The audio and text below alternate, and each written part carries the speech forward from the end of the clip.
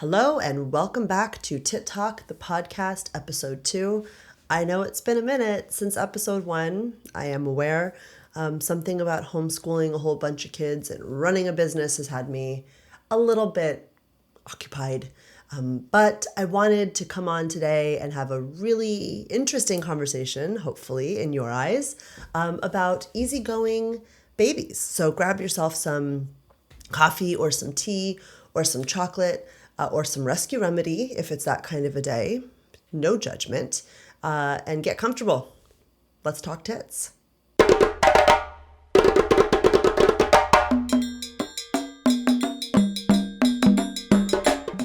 So the reason I wanted to talk about this today is because I have a child who I would categorize as easygoing. Let me tell you a little bit about my story. My first child is this incredible human being who was born about 11 and a half years ago. And I had the good fortune of learning about attachment theory and studying Dr. Gordon Neufeld's work and learning about safe infant sleep, having read Dr. James McKenna's first book. I had a pretty good understanding of what was physiologically normal when it came to infants and development and sleep and feeding and all of these things. I wanted an unassisted home birth because I couldn't afford a midwife at the time. I was very focused on being as respectful of the physiologic process as possible. I have always had a belief, and I don't know exactly where this comes from, but I've always just sort of believed that, like, if this is how something is designed to work, then it probably makes sense to just do that. I don't know better than the design. The design has come about either from the word of God or from bazillions of years of evolution and weeding out what doesn't work. And so to me, it never made sense to interfere with physiologic processes unless we really needed to.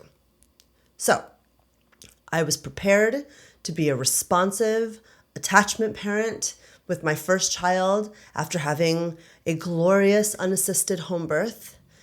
And that is not what happened. What happened was I labored at home for like 20 hours or something and finally was like, I can't do this anymore.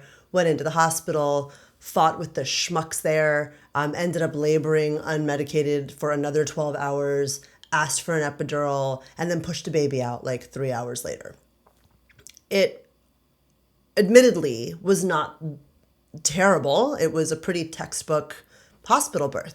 My son, that eldest child, however, came out and humbled me something intense, right? He did not care that I had read all the books. He did not care what my intention was. And he was stuck in fight or flight.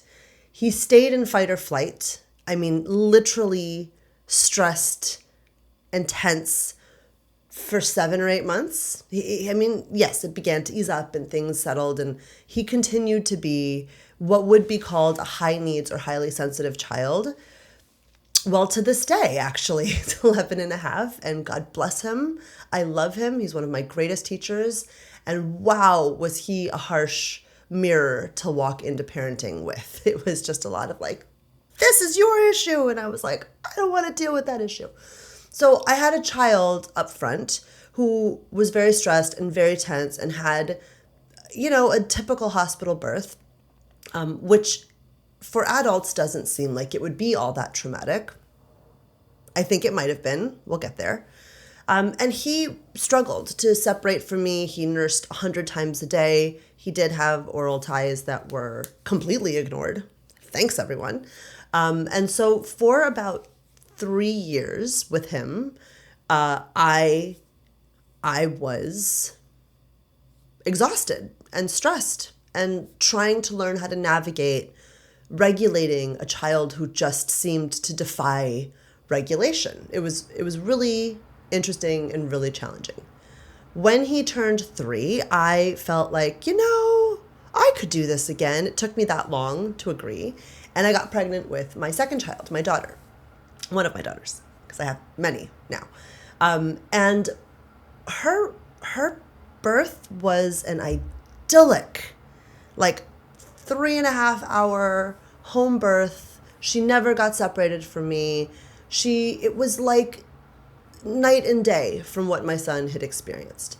And she was the chillest baby you have ever met. So much so that I thought she might be broken, right? Because my experience of babies, at least my own, was this intense need and this intense fight to get what he needs. And every little disruption felt like a huge break and a stress and just a lot of big feelings, right? And so I had this now second baby who was just like ate every like 3 hours, like was just asleep most of the time, slept through the night from the night she was born, and she was in bed with me. Like, she slept with me. We safely bed shared. I have safely bed shared with all of my children and continue to with them, many of them.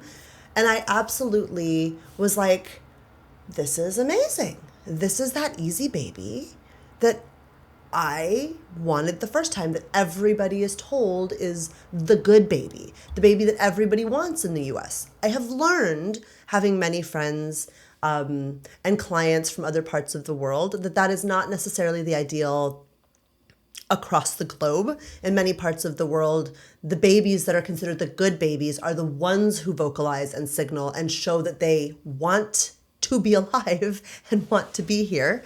Whereas these super quiet, kind of self-soothing babies tend to be the ones that are not maybe as highly prized. Whatever. All babies are good babies. The wild ones, the quiet ones, they're all fabulous.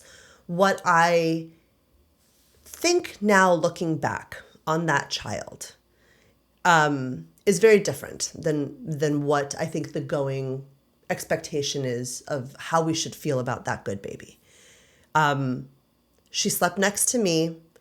We absolutely practiced responsive attachment parenting at the time. That's a whole other podcast that we will need to talk about somewhere down the line.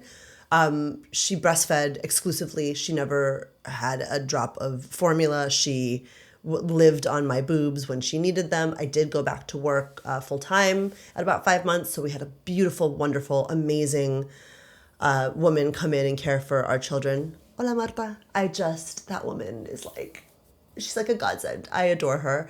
But she was also an attachment responsive parent. She would never let my children just cry. She would never ignore their cues or ignore their communication. And this was an intentional parenting strategy for us. So fast forward, maybe she's 9 months old. And we are at a friend's house and she is playing in the sandbox.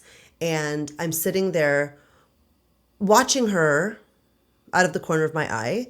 And this 3-year-old, I'd like to call him an asshole, but he is 3, so impulse issues, whatever, just walks up to my 9-month-old daughter and punches her dead in the stomach. Now, if anybody had punched my first child in the stomach, you would have heard the screaming and the discontent in Mars. There would have been wailing and rending of clothing, and there would have been a big, like, help me, this is not okay reaction, right? It would have been a thing. My sweet daughter literally did nothing. She opened her mouth and did nothing. Made no sounds, just was in shock, just sat there in shock. Now, no one had ever punched this child. No one had ever hit this child. No one had ever harmed this child physically in any way. And so I'm sure part of it was just like, what the fuck was that? But she didn't make any attempt to get my attention. And when I went over to console her, she didn't cry. She didn't say anything. She didn't make any sounds. She didn't communicate. She just was frozen. Fine. Moving on. She is now 2, maybe. And my amazing friend Leslie is cutting her hair, right? Because Leslie is an absolute hair whisperer. If you were in LA and need a child's haircut, like, she is the best because she is amazing. And I was like, yes, please cut this child's hair. It is just like a long, matted, dreadlocky mess. I hate brushing hair. I don't want to wash it. Let's do something cute and short. So this is a person, by the way, that my daughter has known her entire life. Okay, knows her very well, sees her all the time, part of our homeschool community. This is someone who's very familiar to her. And I am there. I am there at the park. And I am pushing I guess she must have been older. She must have been like 3. I'm pushing my then third child, infant son, on the swing, maybe 6 steps away from them. And Mama Leslie is cutting my daughter's hair. And she's very sweet and she's loving and she's just kind of brushing it and trying to get some of the tangles out. And I look at my daughter and her face is once again like this. And she's not crying. She's not fighting. She's not trying to get away. She's not screaming. She's not doing any of this stuff. She's just frozen, right? And I think it was that moment that I realized, like, I think that she defaults to functional freeze when she is stressed. Like, she is not letting me know that anything is wrong. So I went over, and once I sort of made Mama Leslie aware of what I thought was going on with my daughter, she, of course, immediately stopped, and we both kind of were there and held space and tried to, like, wake her up out of this freeze and give her some love and some responsiveness so that she could, like, be cool. It was a really interesting experience. That haircut never got finished. It was unfortunate, but it's what it was, right? So as she began to speak more and as she began to communicate more, what I realized was it is very, very, very hard for her to say what she is feeling. It is very hard for her perhaps to identify what she is feeling. And my daughter still to this day, if she is stressed or feels afraid or feels under attack or uncertain, will just shut down. She'll just shut down. So yes, I understand that one child is a case study and is not necessarily it's a person who situation, right? This is this person I know who blah, blah, blah, blah. It doesn't mean it applies to everyone. But I also happen to have worked with something like 3,000 or 4,000 families at this point in my career. And sleep is a part of the conversation when I am working in a lactation consultant space with babies because, well, for all of the reasons that we can talk about another time, sleep and feeding are intimately connected for the better part of that first couple of years, at least, in my humble opinion. So I've always had this conversation with people. And so working with families and seeing how babies sleep and how they act, I think it gives me street cred to be able to say what I am now going to say. Babies who self-soothe, the babies who are these great, easygoing babies who will just sit through a hair cutting session and not fight about it, who don't punch or bite or fight back in any way. These kids, in my opinion, are freeze babies. So what if you know about the nervous system, and I think many of us have a very rudimentary understanding of the nervous system, I would probably put myself in that category. I think I know some stuff. I think I know maybe more than most, but I am still learning. So I am going to link in the description below an incredible nervous system specialist that you should find here on YouTube and go learn from. She is fantastic. I am also still digging through all of her amazing content. So having said that, when humans are stressed, we default to one of 3 reactions: fight, flight, or freeze. Fight is pretty obvious. Someone's coming at you, something scary is happening. You go in and you go hard, right? I am going to win this and I'm going to protect myself and those around me, and we're going to go. Flight is probably what I would do if I was fast enough. Oh shit, this is dangerous. Pew! I'm gone, right? That's probably what I would try to do. I'm not sure I would win a fight. I might not win a flight, but it would probably be my default.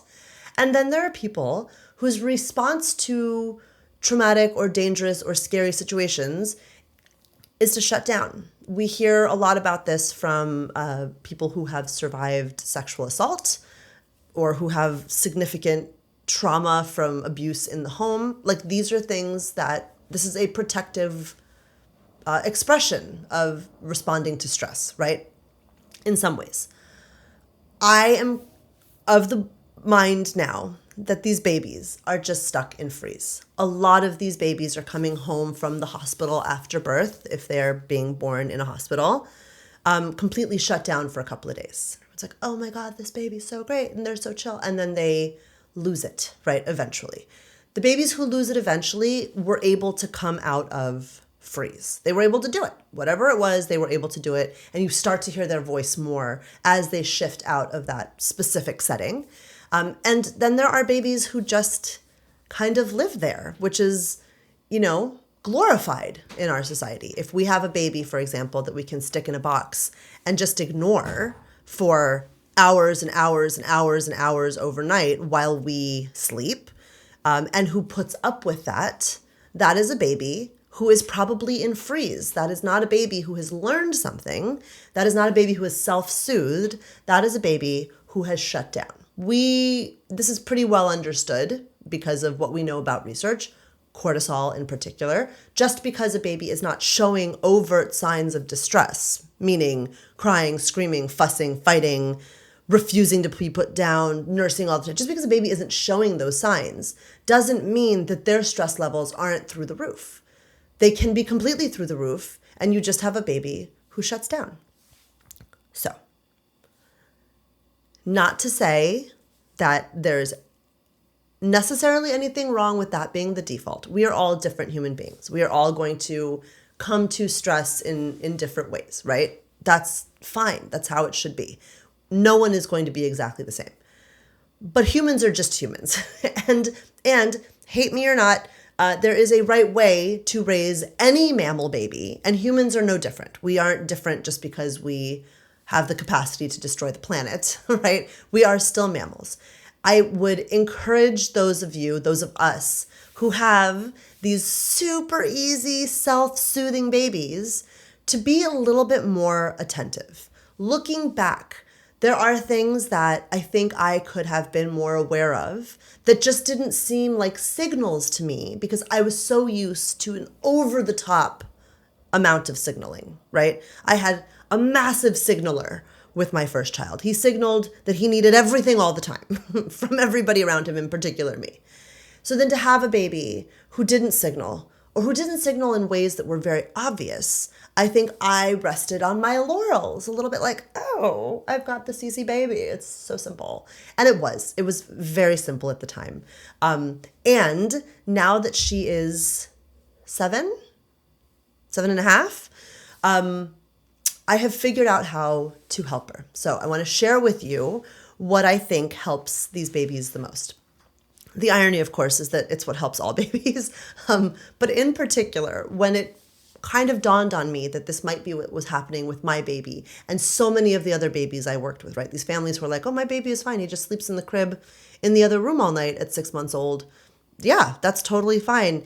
Yes, I know in the sleep world, we're supposed to say, well, if it's working for you, then it's fine, right? If your baby is happy to go into the box and into the room and they're not upset about it, then that's fine. I have to politely disagree with that now that I have sort of worked with this many babies and had one of them and understand a little bit more about what the body is doing in those moments. It is not normal for a helpless mammalian infant to not want to feed around the clock. It is not normal for a helpless mammalian infant without the prefrontal cortex brain parts to understand that mom is just in the other room and the doors are locked, to be comfortable sleeping alone by themselves in outside of close physical proximity to their mother in particular.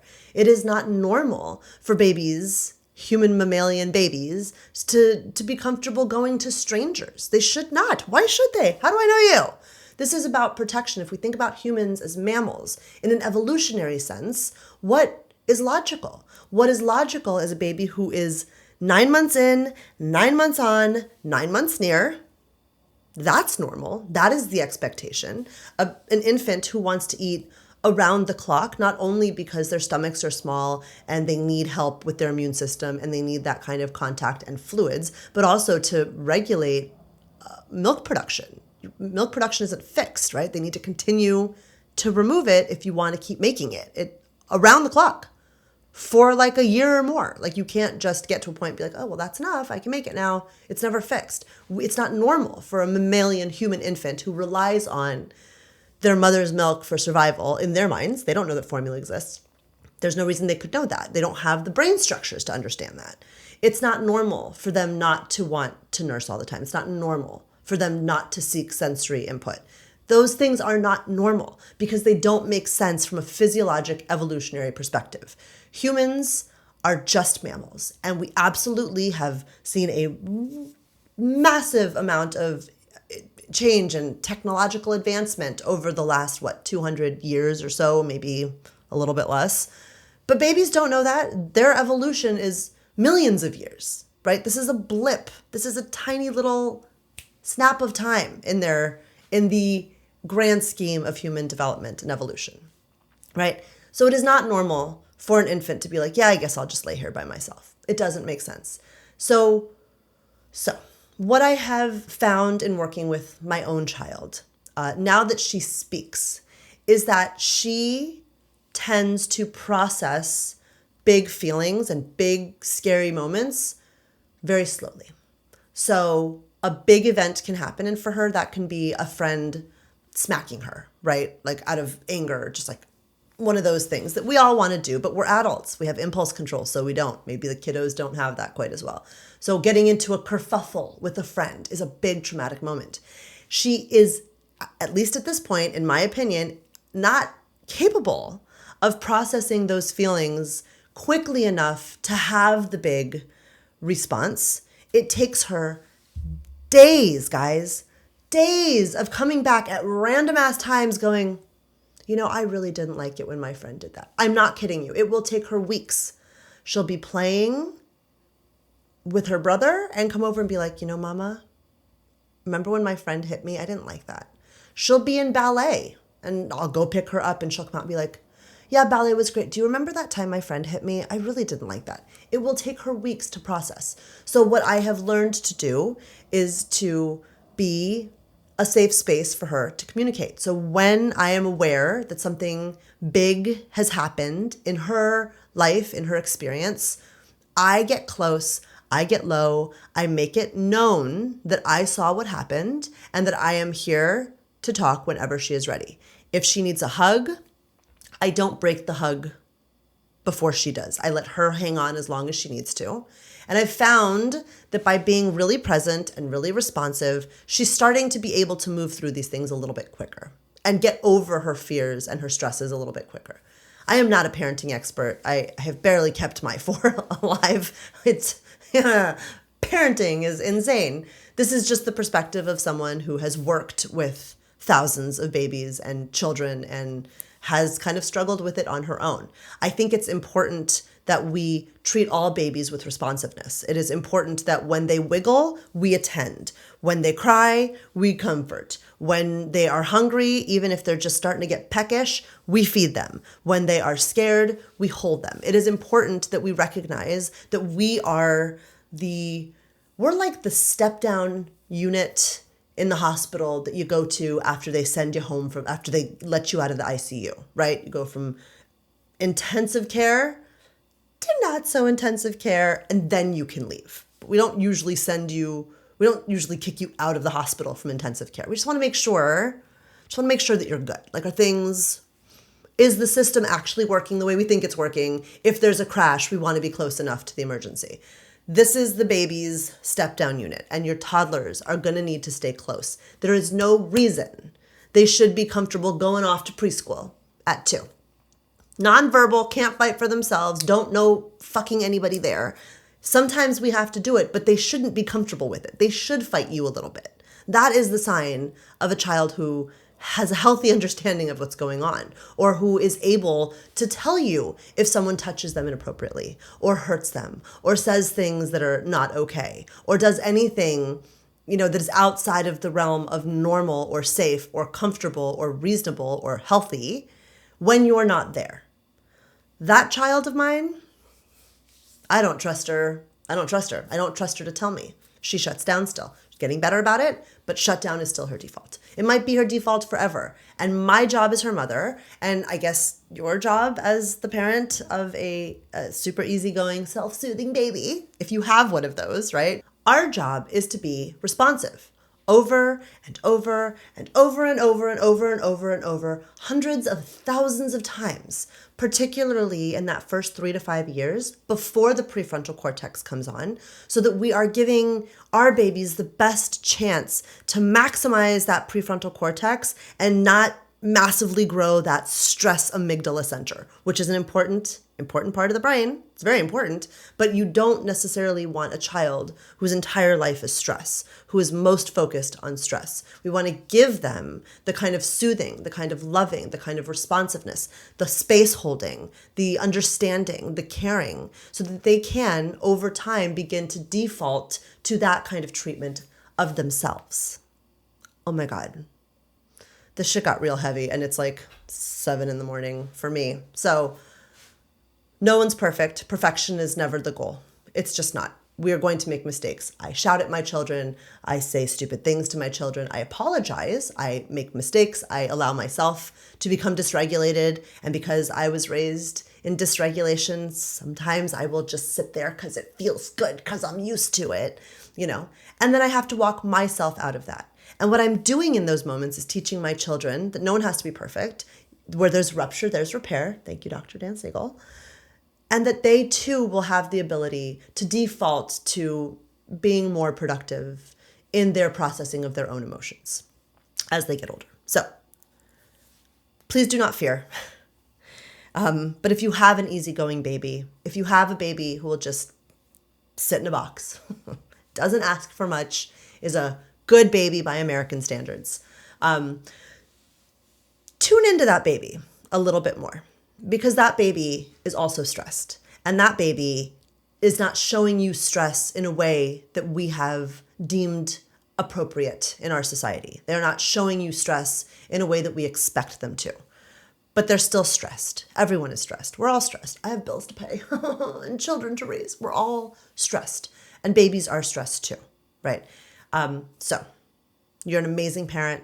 You are kicking ass and taking names. The fact that you made it through this whole podcast and listen to me blab on is already amazing.